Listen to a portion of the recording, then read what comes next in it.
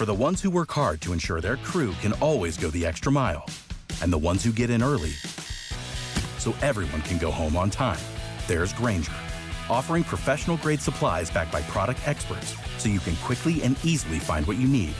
Plus, you can count on access to a committed team ready to go the extra mile for you. Call, click Grainger.com, or just stop by. Grainger, for the ones who get it done.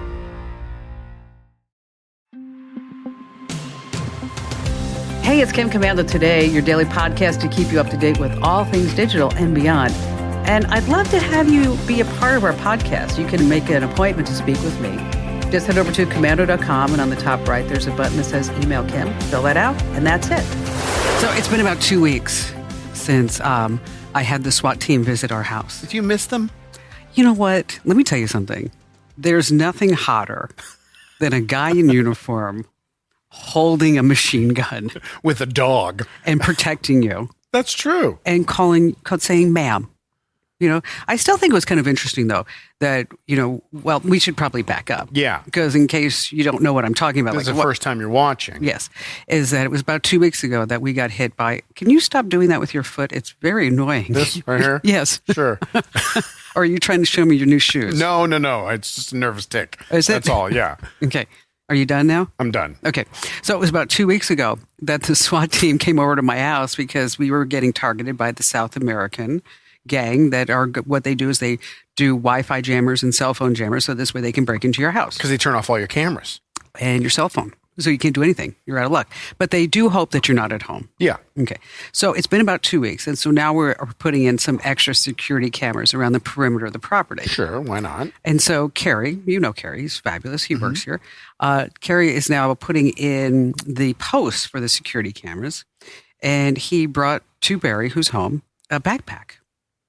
And inside the backpack, now keep in mind, this is where the whole Phoenix SWAT team was standing. Right. And granted, it was dark. Okay. Inside the backpack was like how to break into somebody's house kit. They left it there? Yes.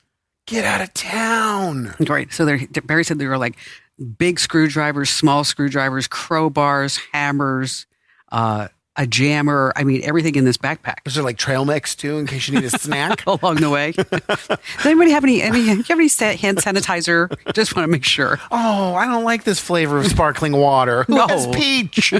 Yes. So Barry called 911.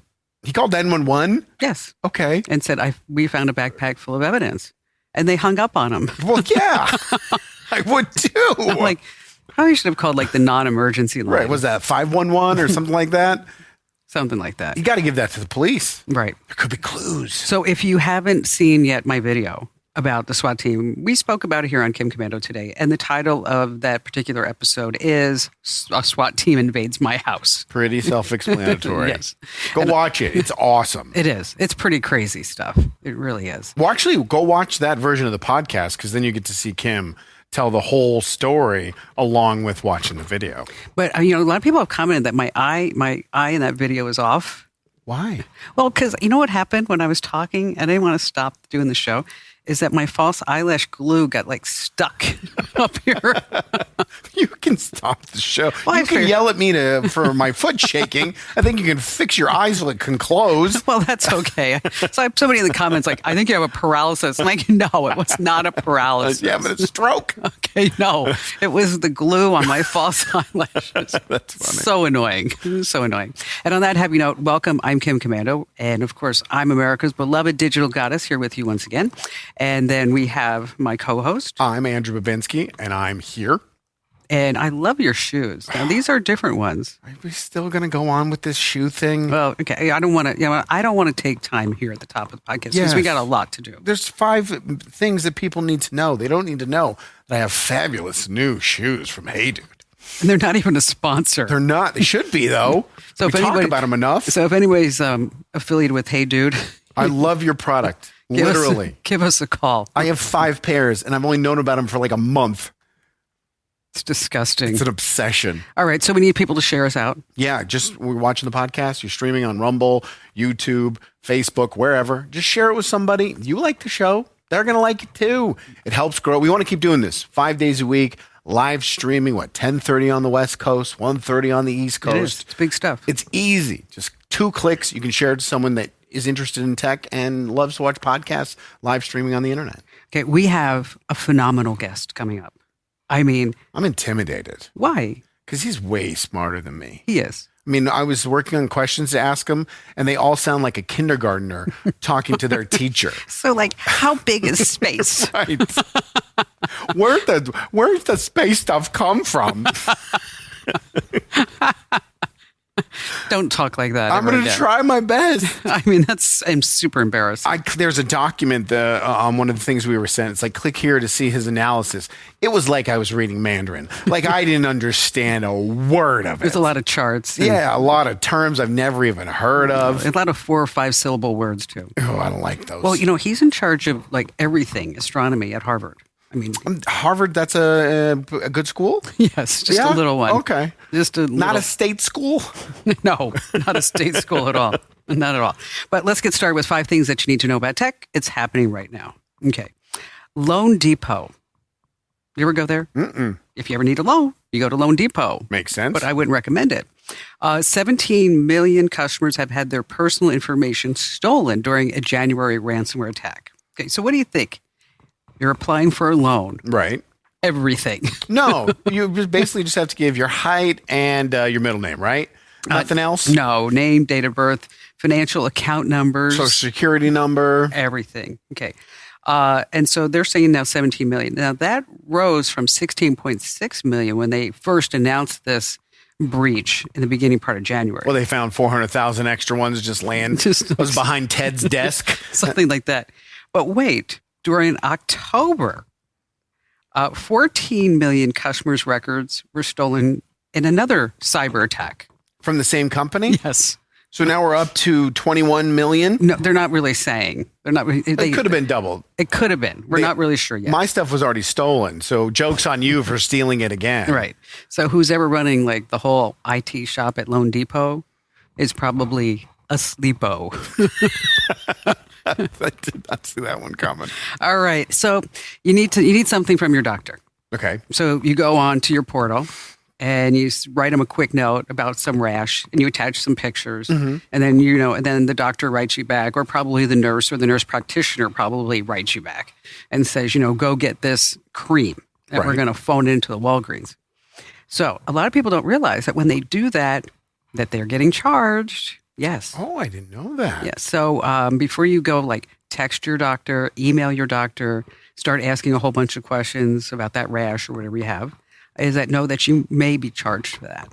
So I have a cold sore. I have a bad cold sore. You always have cold sores. Yeah, but that's why I take medication for it. Oh. I have face herpes, and I take pills to get rid of it. Ooh. You're so judgmental. Face herpes? And so I was out of medication, and it was a Sunday.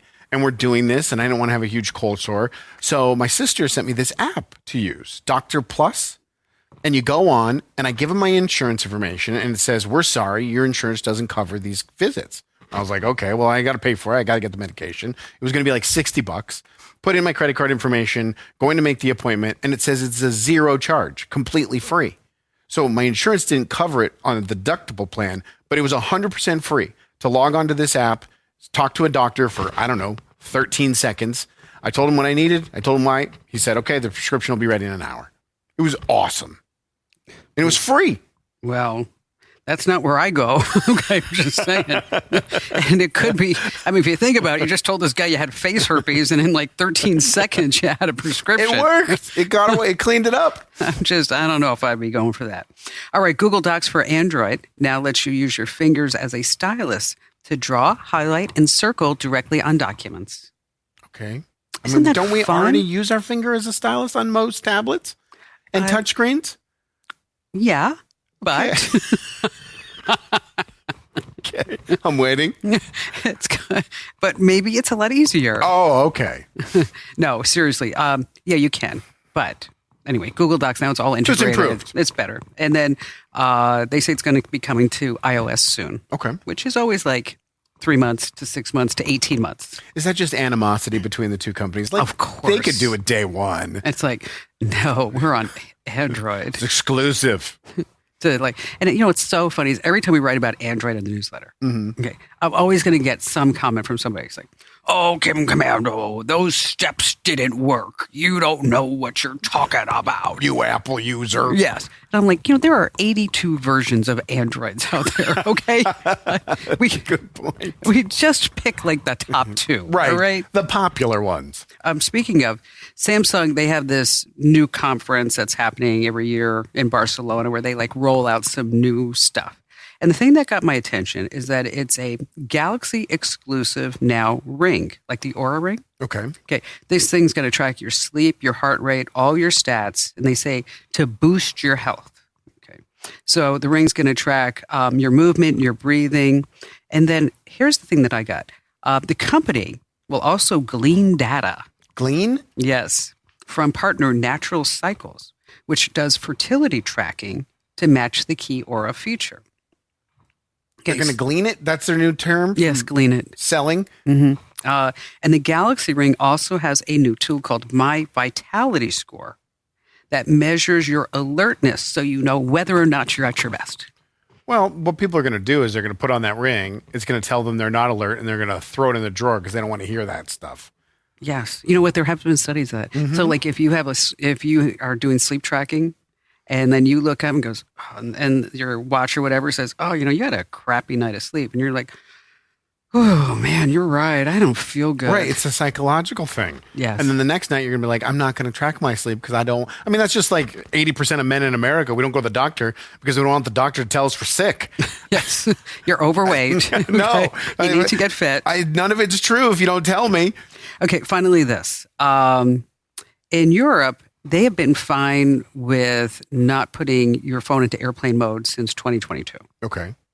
But here in the United States, you get on a plane, what do they say? Immediately you have to, or the plane's going to crash. Yes. So why do you think that we have to do it, but people in Europe don't have to do it? Insurance rates? No. No? Mm-mm. It's the same Wi-Fi. It's the same networks. Exactly. Why? Same gear. Why? Because in the United States, we don't want somebody next to us having a full conversation. So it's just because we're rude. Yes. And they also are afraid like terrorists are going to like communicate with each other. Well, there's no terrorists in England, in London? No.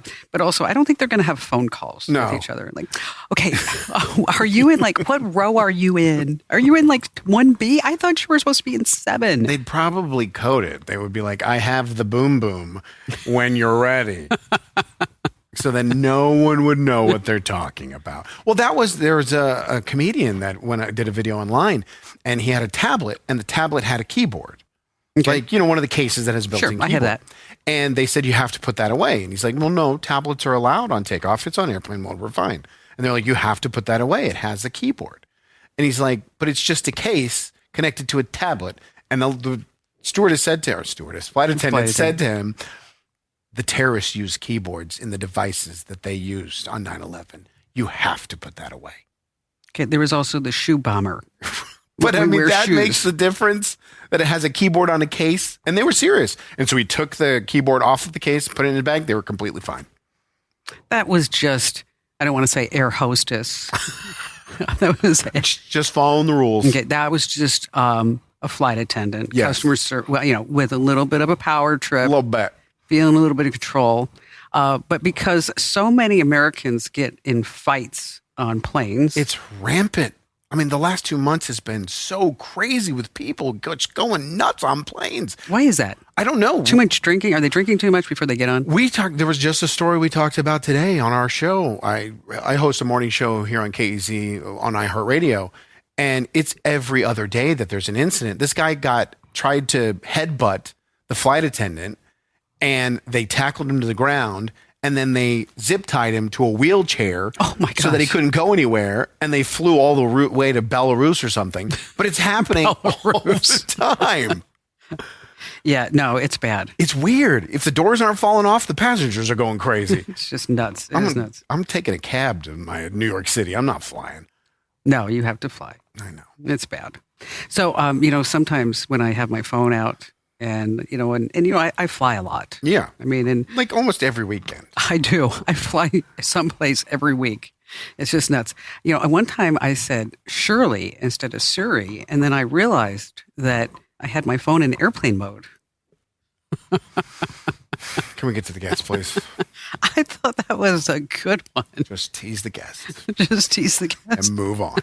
Oh, gosh. But I like that one. I don't even know if I get that one. Like, hey, Siri, hey, Shirley. Who's Shirley? From the movie Airplane. What? Shirley, you can't be kidding. Oh, okay. Now I understand it. It was bad. No.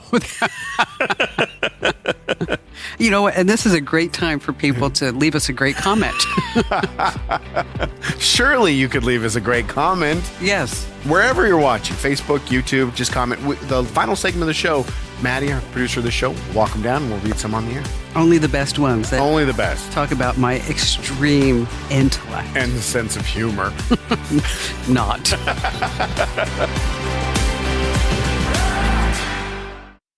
Without the ones like you, who work tirelessly to keep things running, everything would suddenly stop.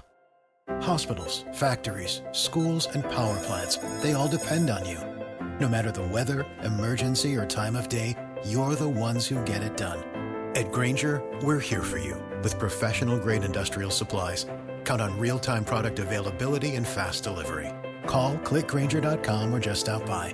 Grainger, for the ones who get it done. Hey, it's Kim Commando today, and we're so glad that you're joining us because otherwise Andrew and I would just be, talking amongst ourselves. And she doesn't pay me unless some sort of camera or recording device is rolling. I still can't believe you have face herpes. It's what a cold sore is. It's face herpes. How do you get that? I don't know. Maybe I licked something when I was a kid. I've had them forever. You have. I And remember. They get awful. They're bad looking. My lip opens up like it's some sort of alien being. Just take the medication. That was a good. I did it on purpose. That was a good segue. Did it on purpose. It was a good segue. But before we get to that, let's just remind people that just days left. Enter to win that $1,000 laptop. It's $1,000 laptop or Apple computer. Doesn't matter. You have to try one newsletter. Or you get 12 Chromebooks, whichever one you want. So it's commando.com/win. Or we have this new website. What is it? Winfromkim.com. Now, are you saying you gave the old one? Yes. Does that mean you're not as confident in the new one, or? No, I am confident. Okay. I just was having a little bit of a blonde moment. That's fair. Okay. Yeah. I mean, and I can say that because I'm a blonde. You just went to your reflexes. Yeah, it's kind of like when you're doing the show and you run out of things to say, so you just give out the phone number. Yeah, you just whatever my crutch is, give it to me. Just that. All right. So this is really important stuff. Harvard University professor Avi Loeb. Okay, he is. Let me just tell you about his credentials. Okay, if you thought you weren't smart before, just listen to this. He's the director of the Institute for Theory and Computation at the Center of Astrophysics at Harvard. Yeah, that's pretty important. Okay, that's something else. I have a certificate from the Academy of Radio and TV Broadcasting. Do you think those are on level playing fields? It's the now defunct Academy of TV and Radio Broadcasting. You know what? It's very close. I know I'm behind. It's very, very close. Just right behind him. He's the longest serving chair of Harvard's Department of Astronomy. Wow. Okay. He's the best-selling author of Extraterrestrial and Interstellar. Okay. In 2012, Time magazine chose him as one of the 25 most influential people in space. How the heck did he end up on this show? I don't know. We must have lied to him. Good job, Maddie. You know what? It's a big deal because we come on here and then we go on the big show on the weekends. That's true. I mean, it's over 420 stations. All right, you're right. You're on one station. I'm on 420. Just saying. Again, right behind. I'm just right behind. Now, the reason why we have him here on the big show is that Dr. Loeb has found evidence of alien technology right here on Earth. Okay. Him and his crew, they discovered some unusual tiny magnetic spheres in the Pacific Ocean, not far from Papua New Guinea. And he says that these could be fragments from an extraterrestrial object that collided with our planet about 10 years ago. That's not that long ago. Now, not everybody believes, Dr. Loeb, that this is really stuff from an alien planet. Some people think it's just coal. Coal ash. That's it.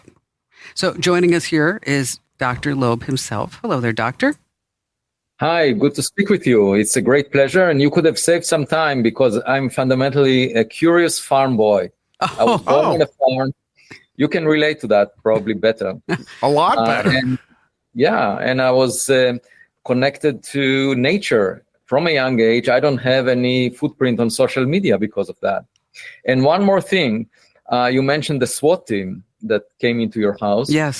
I was at a conference a week ago, and there were snipers on the roof.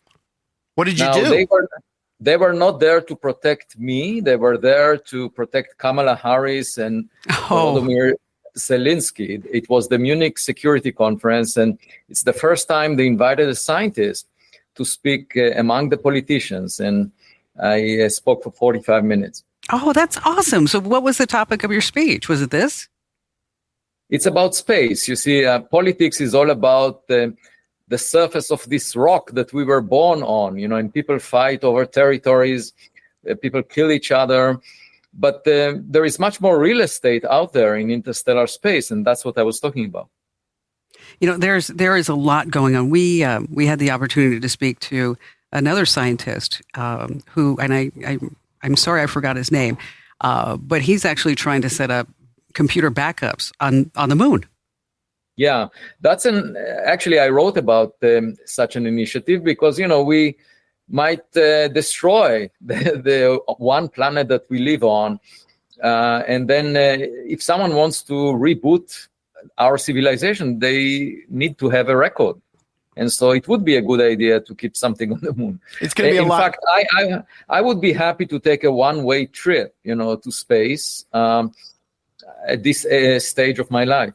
I say the same exact thing. Just put me on a ship and let's just go. And just go forever until I die. So at least I know what's out there. Yeah, my wife said that if I do that, I should make sure that I leave the car keys with her. She's a smart woman. So tell us what you found in the South Pacific.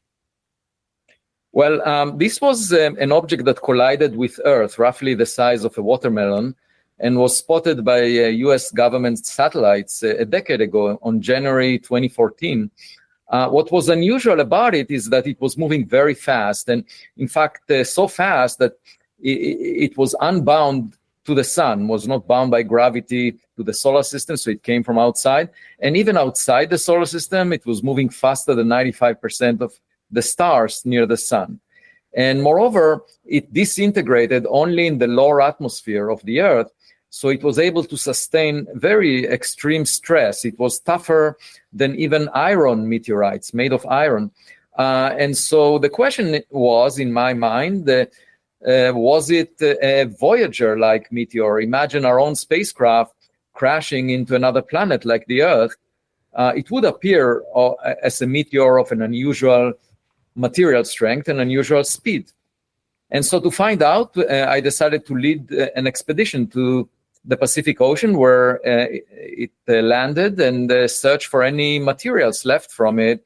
And we recovered about 850 molten droplets on the ocean floor at a depth of about a mile across a region of 7 miles. Wow. And brought them back to the laboratory of my colleague at Harvard, Stein Jacobson, who analyzed them. We studied them for 8 months now, and we discovered that about 10% of them, a tenth of them, have a composition that was never found for solar system materials. So it indicates that this object came from outside the solar system.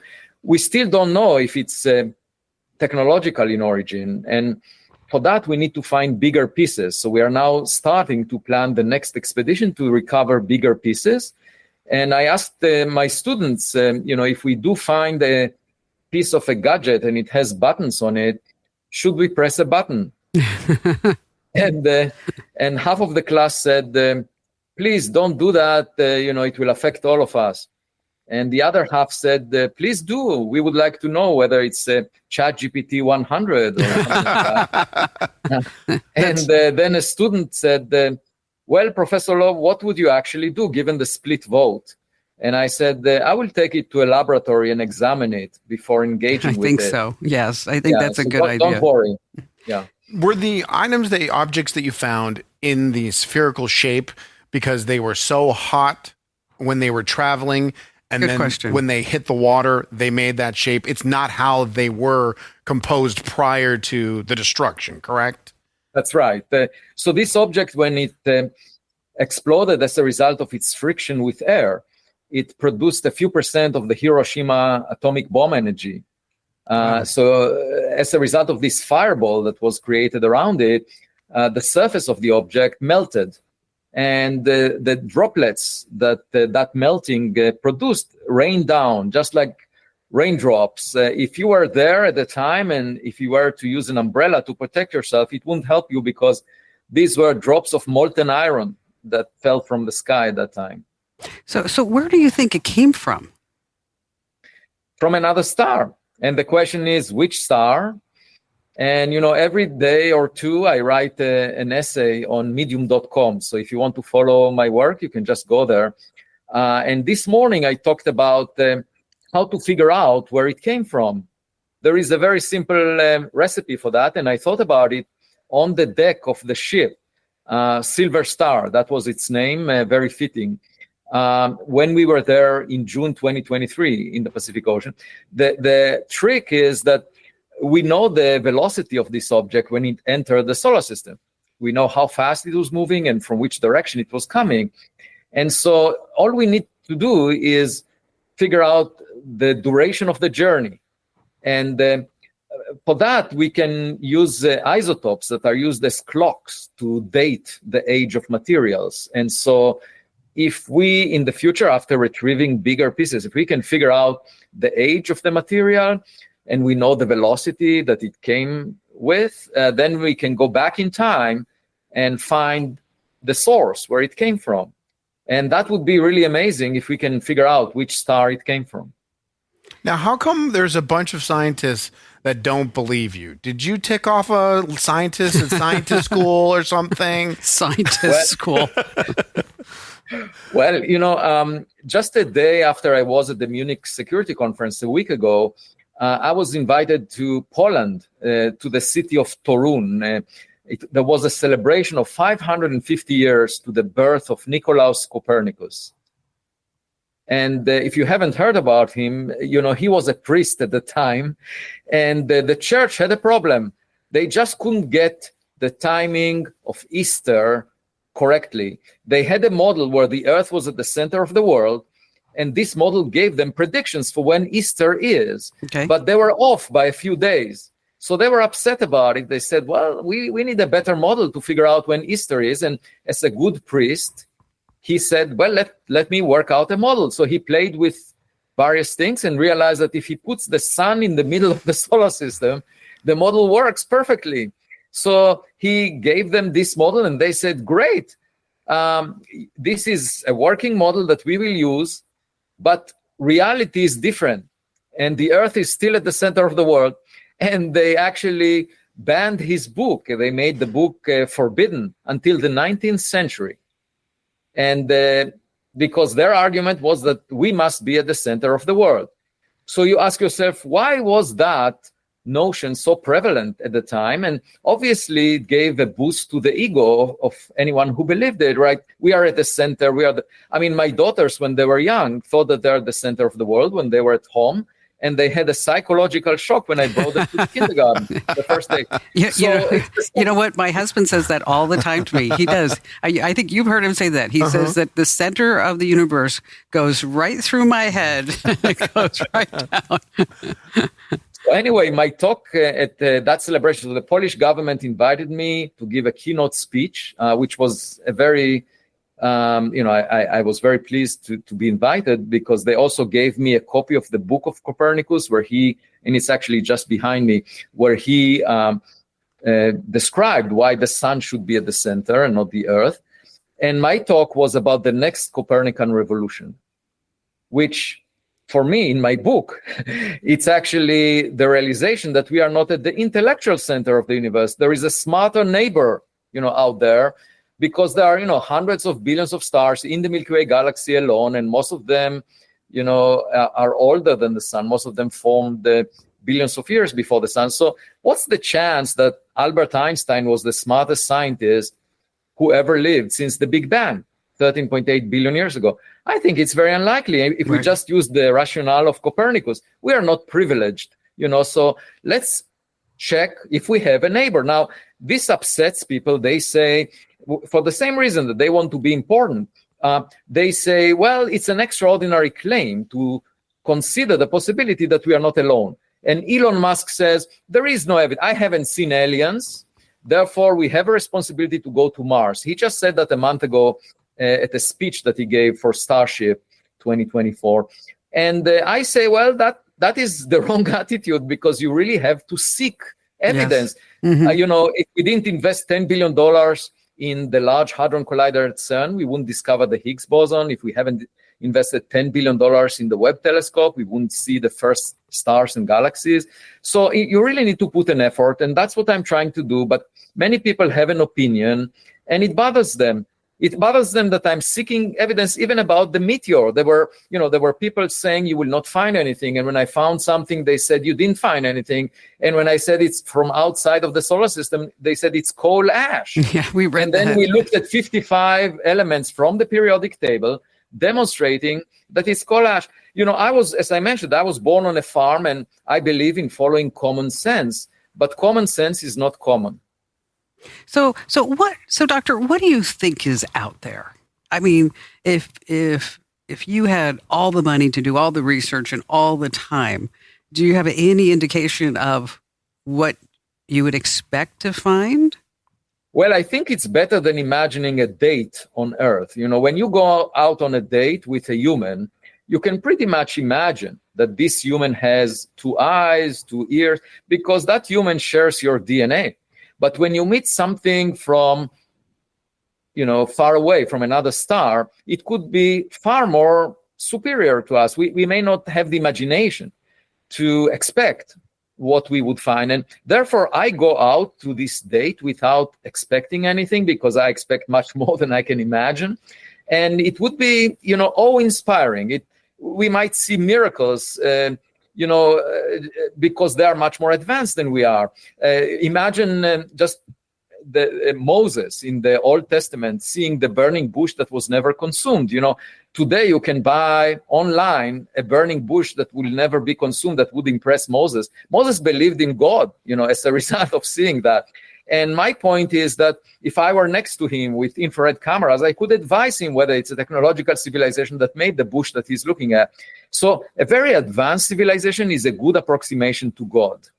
And it would have a huge impact on our future. It will inspire us to do better, not to just think about the fact that we kill each other in wars, and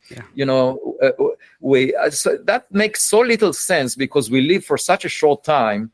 Why shorten it? And so we are not behaving very intelligently. And perhaps if we find a package in our mailbox, it will inspire us to do better. That's really my hope. And how disappointing it would be if it was all like Honey Boo Boo. Well, when you go out on that date, make sure they pay. Do not pick up the check. I want the most important thing. On our restaurants, if you look at the menus, we serve animals that have lower intelligence, right? We feel morally justified to do that, right? We eat chicken, we eat cows. So I just hope that once they meet us, they would not think that we are such low intelligence life form that they can put us in their soup.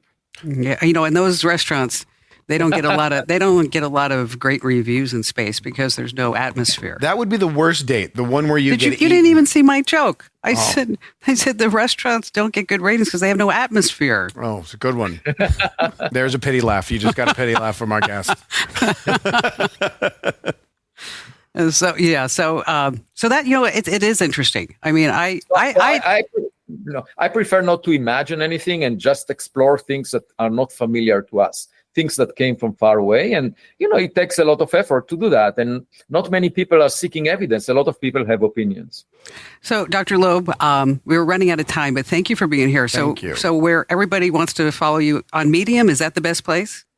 Medium.com, and also I have books like Extraterrestrial, Interstellar, and there will be a documentary by Netflix that will come out next year about my work. Wow. So there will be a play possibly in New York City showing about that was inspired by my research. So altogether, there are many opportunities. You know what? And now you need like a hip hop song Your TikTok dance or something. Netflix special, so much more my speed than reading any of your reports. I appreciate you doing that. Thank you, Doctor, for being here. Thanks for having me. What a great guy. Great. What a great conversation. Yeah. No, he's a great guy. And I did is. realize something. What's that? I'm dumb. I wanted to ask him a question, but I didn't want to ask him a question. Which one? That they found 700 spheres, a diameter between 0.5 and 1.3 millimeters. Right. Yeah.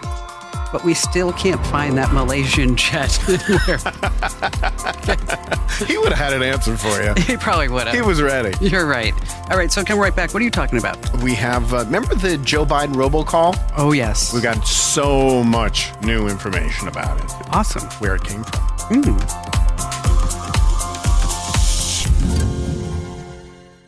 Without the ones like you, who work tirelessly to keep things running, everything would suddenly stop.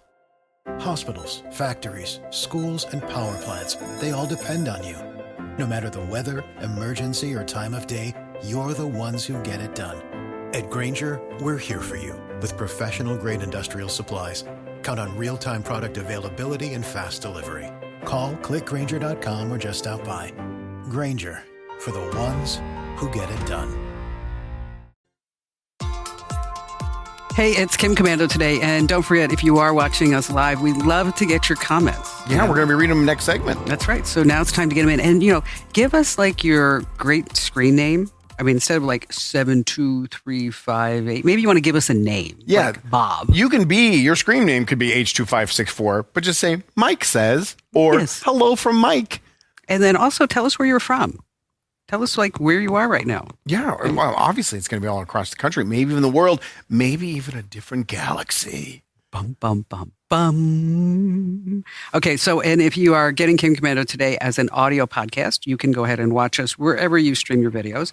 And if you are streaming the video and you're like, hey, I want to take Kim and Andrew on a walk, you can do that too. Yeah, I subscribe to our podcast and I've listened to it just for quality assurance on Apple Podcasts. I know what you're doing. What? I know what you're doing. Is that you are like probably writing down every one of my jokes. No. Why? So I could go on the internet and try and get them erased? Yeah, and you're those shoes. Oh, I love my shoes. They're so good. Hey, dudes, man. No, They're awesome. fabulous. Do you remember that robocall that went down where the president of the United States, Joe Biden, was Yes. calling voters in New Hampshire? Telling them not to vote. Telling them not to vote. I think we have it. We played it on the show a couple of weeks ago. What a bunch of malarkey. We know the value of voting Democratic when our votes count. It's important that you save your vote for the November election. We'll need your help in electing Democrats up and down the ticket. Voting this Tuesday only enables the Republicans in their quest to elect Donald Trump again. Okay, so you get the gist. I mean, Yeah. that's him. So that call went out. A bunch of people heard it. We find out now that it was 5,000 people received that phone call. Oh, that's it? I thought it was a lot more. No, it's only 5,000. This is how it went down. Political consultant Steve Kramer was hired by Dean Phillips' campaign. He's running for president. He's also a congressman. Okay. They paid him $250,000 Whoa. for work in December and January on the presidential campaign. Obviously, he's running against the incumbent, Okay. President Biden, a really tough hill to climb. And what Kramer decided to do was to get these robocalls out there to tell people not to vote. So he went and he hired a magician, a street magician from New Orleans. Paid him Okay, this is the truth? 100% the truth. Okay. Paid him $150, gave him the script to get the voice of President Biden. He used 11 Studios, Okay. is the name of the company that he got the AI from, the AI voice, and the magician sent it to him. Now, this then is released. He paid $350 Jeez. to a telemarketing company Up to make $500. the 5,000 calls, total of $500. Wow. Now, how did we get that recording?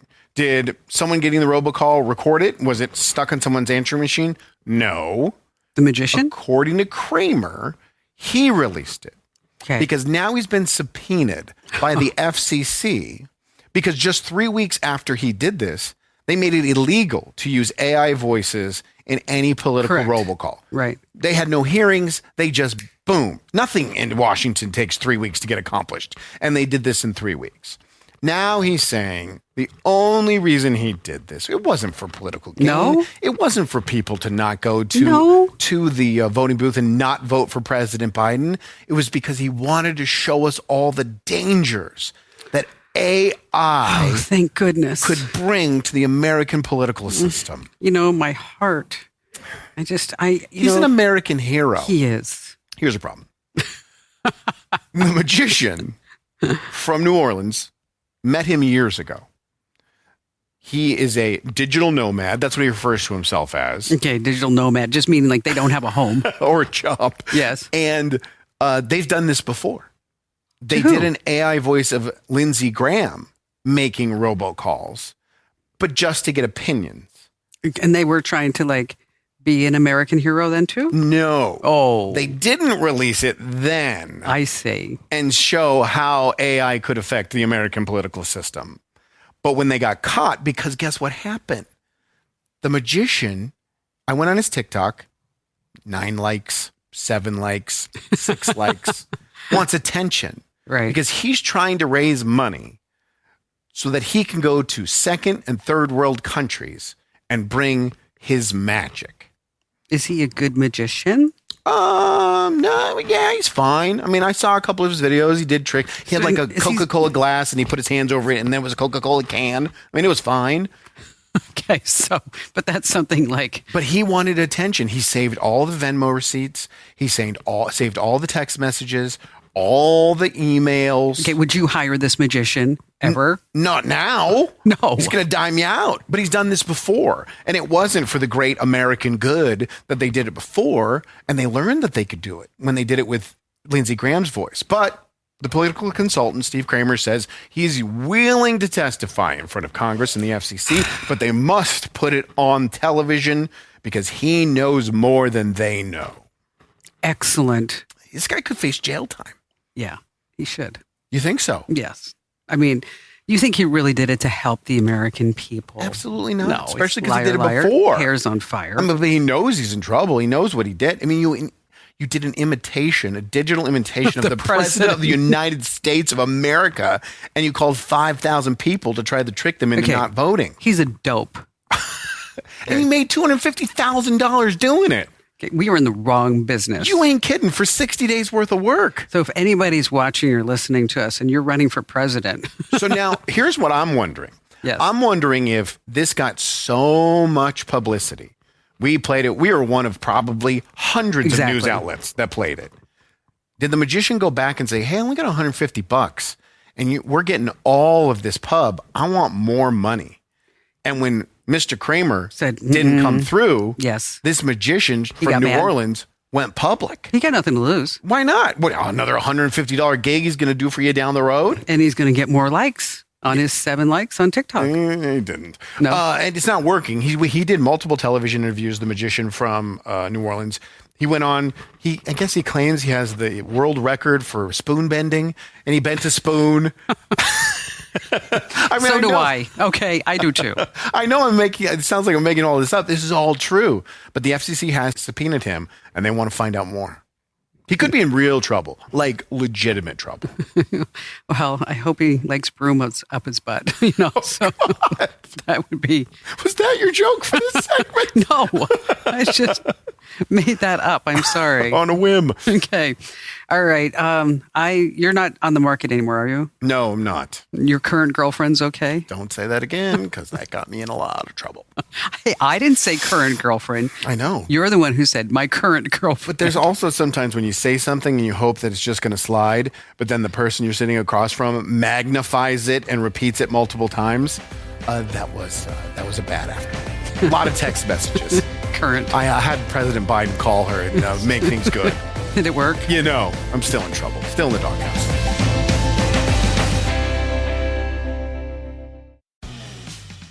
For the ones who work hard to ensure their crew can always go the extra mile, and the ones who get in early so everyone can go home on time, there's Grainger, offering professional-grade supplies backed by product experts so you can quickly and easily find what you need. Plus, you can count on access to a committed team ready to go the extra mile for you. Call, click Grainger.com, or just stop by. Grainger, for the ones who get it done. All right, so it's Kim Commando today, and we are just so thrilled that you're here, really. And if you are, there's ever a place where you can leave us a review, like on podcasts. You ever review a podcast? Never. I don't do any reviews, though. I've never done a Yelp. I've never done anything. I think I've done 2 Yelps in my life. Were they both negative? No, positive. Well, good. Okay. I'm a happy person. Most people, when you go on there, most people are leaving the bad reviews. So then why did you assume that I would leave a bad review? Because, yeah, you're right. You're not most people. I forgot. And so wherever you can leave us a great review, 5 stars, that helps more people find our podcast. And there's only a couple days left in the giveaway, right? That's true. Winfromkim.com. Winfromkim.com. That was a good setup, Andrew. You're welcome. I really like that one. And just another thing, that this is not the Kim Commando show. We have had people say, is this the show? Is the show not on my radio anymore? No, the show is always on your radio. Kim's working overtime for you. I am every single day doing my hair and makeup, which let me tell you, it's so annoying to be so beautiful all the time. I don't have that problem. There is that. All right, let's see. Lou writes, I bought the pens for check writing after reading your newsletter. Oh, cool. He only writes 1 check a month. I don't know what this says, and I'm hesitant to say it because it's in a different language. Well, how are you going to say it if it's in a different language? EUSUNTDINBUCUREST. We should have translated it. That's just too many letters. Yeah. And you know what I'm always afraid of? It's going to be swears? It's going to be like when I worked at, Houston's when I was a kid, and I had to page that person, Mr. Jack me off, and I'm just like, I'm totally going to get like slammed again on you something just like declared war on Cambodia, like it or not. Oh, there is a translation underneath. Oh, there is. Bucharest. What? Why are you reading this comment that you can't read the first word or the translation? All right, I'm going to keep moving on. Brian Hill writes, so if the aliens are of a higher intelligence, then instead of eating chicken, we should eat the aliens so that this way we get higher intelligence. You are what you eat. That's it. Lou says hi from Charleston. Hi. Chuck says, this is a private message for Andrew. Oh, hi. Okay, Chuck. Okay, you ready? I'm listening. Abreva. I have prescription. I'm good. I take the heavy stuff. Brian also writes, we are not alone. This is true. God is superior, the creator of all. I believe that. Jim says, break out the pink shoes. I don't have any pink ones yet. You think I should get some pink ones? Ted Grinder says, don't call me Shirley. That's the joke. Don't call me. Let's see. And then we have, Lawrence Williams, the computer tutor. Oh, that's a callback. Got me starting computer business, understanding computer hardware, and I love you. Thank you, goddess. We should play that infomercial one day on this podcast. That infomercial was an interesting story. I mean, it was. I'll tell you. It's a great story, actually. It is. I mean, I was either going to go work for like a computer company in Tampa as a district manager, or I had a job working at Houlihan's as a barmaid, or I was going to be okay because the infomercial took off. The way I remember you telling me this story was you were sitting there with a glass of wine and like $50 left in your bank account. No, I had a bottle of Dom Perignon. Oh, champagne. I figure if I'm going down, I'm going to go down in style. And I did. I had absolutely no money. Mm-hmm. I mean, like $0. And, that's brave. And I did. I had like $50 in my checking account. And it was either going to be like, okay. And keep in mind, I had a car repoed. Mm-hmm. I mean, there were some lean and mean times. This is why, like, I can't eat ramen noodles now. And I'm going to Japan, and like one of the things is like, go to a ramen restaurant. Absolutely. No. Why not? Because when I was poor, I lived on ramen noodles, and like you buy like 12 for $1. We all did. Okay, but I just can't do it. You can't go. Japan's going to be a little different. I don't know. It's not the ones you buy for 12 cents a package at It Walmart. still reminds me like that. All right, it's like, that's fair. It's full of sodium, bad stuff. Now I don't eat any processed foods. It's like I'm on a different stage in my life. Okay? All right. There's a new dating app for people with good credit. Do you have good credit? Yeah. I have excellent credit. Are you like over 600, 700, 800? Yeah. I mean, my divorce kind of kicked me a little back, but otherwise I have really good credit. I'm over 700. You're over what? 700. Okay, well, that's good. So you can sign up for this. It's called Score, and you have to have a credit score of at least 675. Okay. Is that considered good? I mean, I don't even know Well, over 800 is excellent, right? excellent. Okay. So 675 that's good. And then to use the app, they say they need all your information to verify your identity, and then they're going to do a soft credit check, and that just requires the last 4 digits of your Social Security number. And so if you get on this app, it's almost guaranteed that you're not going to have like a financial loser. Right. And I guess that's the point. And that's why people are going after there. Because there's a lot of people, when I was on the dating apps that would say, have no debt, have great credit. And I'm like, we can find that out later. But that's something you don't need to throw out there for a second. Well, maybe, you know what? But I think that's important. Do you think, but in first meeting, you think that's important? Well, or someone who has a bad credit is undateable? Is that what you're saying? Yes. Because they're not, responsible. But people go through certain circumstances in their lives where some could possibly be unavoidable, and they're rebuilding. Okay, I had crappy credit once. Exactly. Were you undateable then? No, I was beautiful.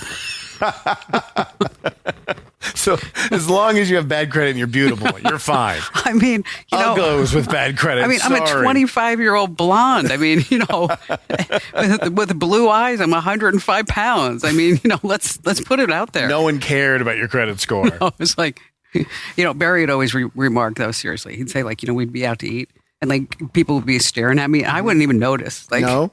You just it happens so often. It's just like, whatever. It's just part of being Kim. It is. Oh man. And so, there's this old line. I don't understand why my credit score is so low. Mm-hmm. Because every time the collector calls, it says my payments have been outstanding. Outstanding. Outstanding. All right. On that happy note. That's it. We're going to be back tomorrow. Yes. And so we'd love to get your comments. And make sure that you tell at least one person about the show. Just share it. Just that. And send us your comments to podcasts@commando.com. That's podcasts@commando.com. They all get read. Every single one that's in. They don't go into the black hole abyss of comments. Every single one of them gets read. And everybody reads them. So that means be nice. Yes. This program is a copyrighted production of Westar Multimedia Entertainment and protected by the copyright laws. Any rebroadcast or use of this program for commercial, business, economic, or financial purposes without the written permission of Westar Multimedia Entertainment is strictly prohibited.